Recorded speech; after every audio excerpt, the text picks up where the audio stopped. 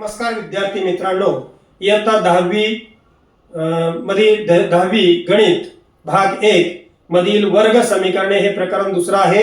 या प्रकरणामधील सराव संच 2.5 मधील आपण एक उदाहरण पाहणार आहोत। हे उदाहरण बोर्डाच्या परीक्षेला 3 मार्काला विचारतात। काय दिले उदाहरण पहा, 3y वर्ग अधिक ky अधिक 12 बरोबर 0 या वर्ग समीकरणाची मुळे वास्तव व समान असतील तर k ची किंमत काढा। आपलं एक वर्ग समीकरण दिलंय आणि या वर्ग समीकरणाची मुळे वास्तव व समान आहेत असं सांगितलं त्यांनी। वास्तव व समान म्हणजे याच्यातल्या विवेचकाची किंमत म्हणजे b वर्ग वजा 4ac ची किंमत असते 0। वास्तव व समान असेल तर आपल्याला k ची किंमत काढायची आहे। आता वर्ग समीकरण काय दिले पहा, 3y वर्ग अधिक ky अधिक 12 बरोबर 0 याची तुलना आपण वर्ग समीकरणाच्या सामान्य रूपाशी करू, म्हणजे ax वर्ग अधिक bx अधिक c बरोबर 0 या स्वरूपात करू। म्हणजेच आपल्याला या पहिला वर्गपदा सहगुणक म्हणजेच a ची किंमत आहे वर्गपदा सहगुणक 3, b ची किंमत y चा सहगुणक k आणि c ची किंमत स्थिर पद 12। इथं आपल्याला abc च्या किमती मिळाल्या। आता आपल्याला विवेचकाची किंमत काढायची आहे। विवेचक म्हणजेच b वर्ग वजा 4ac ची किंमत काढायची आहे।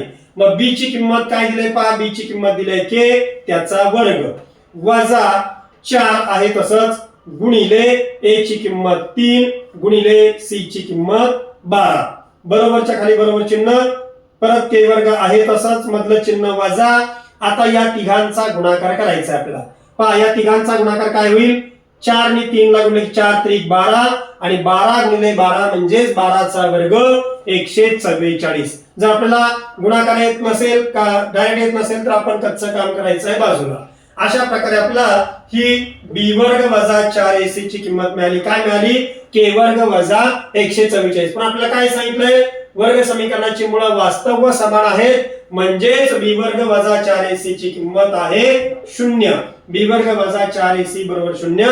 मग b वर्ग वजा 4ac ची किंमत आपण काढली ती इथं ठेवू। याच्यामध्ये या पहिल्या विधानातली किंमत b वर्ग वजा 4ac ची किंमत याच्यात ठेवू।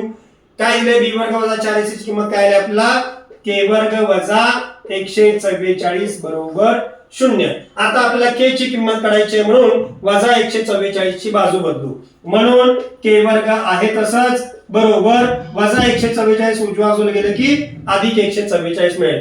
आपल्याला किंमत काढायची आहे k ची म्हणून इथं वर्गमूळ काढायचं आहे।